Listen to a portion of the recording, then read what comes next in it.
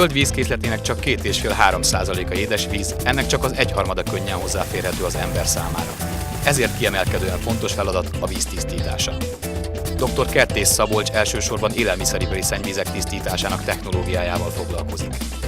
Emellett különböző folyékony halmazállapotú melléktermékek környezetterhelésének csökkentése tartozik kutatói profiljába membrános eljárások útján.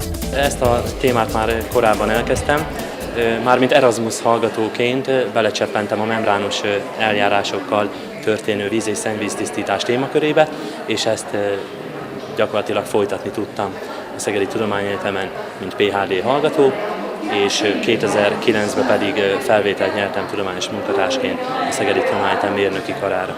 Az eljárás legnagyobb előnye az, hogy csökkenthető a térfogata a keletkező szennyvizeknek, ezáltal egy kisebb térfogatba tudjuk a szennyező anyagokat sűríteni, és utána ezt a sűrítményt vagy koncentrátumot jóval egyszerűbb lesz utólagosan kezelni.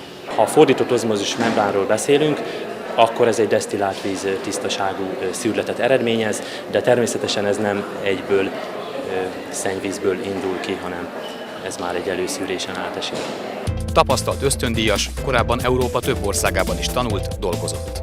Az én számomra a Nemzeti Kiválóságprogram egy nagyszerű lehetőséget nyújtott arra, hogy hazajöjjek és itthon folytassam tudományos tevékenységemet, ugyanis én előtte 1 évet Csehországban voltam, mint posztdoktori ösztöndíjas, és még 2 évig érvényes szerződésem is volt, de mivel én Magyarországon megnyertem ezt, mint egy lehetőséget, én úgy döntöttem, hogy Magyarországon akarom azt a témakört folytatni, amit elkezdtem, és erre egy kiváló lehetőségre találtam.